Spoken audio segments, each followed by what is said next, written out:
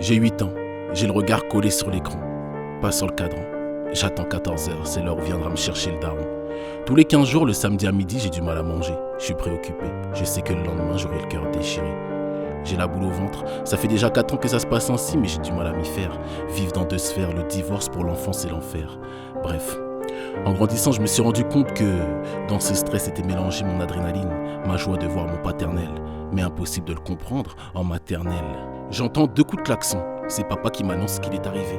Un bisou à maman, un autre à Alan, et me voici prêt à y aller. Me voici en marche. Après une grande inspiration, c'est parti. J'arrive devant papa, on se fait la bise, un peu gêné quand on se prend dans les bras. Puis je monte dans la gova, les jambes croisées, le menton un peu pointé vers le bas.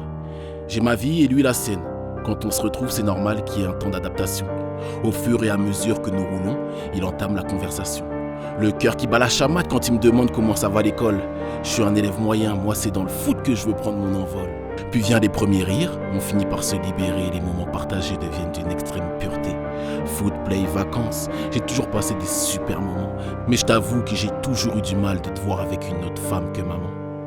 Déjà le samedi soir, ça sent le McDo ou les crêpes. Ça me faisait plaisir, papa spécialiste pour ne pas salir la vaisselle. Et il pouvait se le permettre, il avait plus d'oseille. On se dit bonne nuit, plus je monte dans ce lit.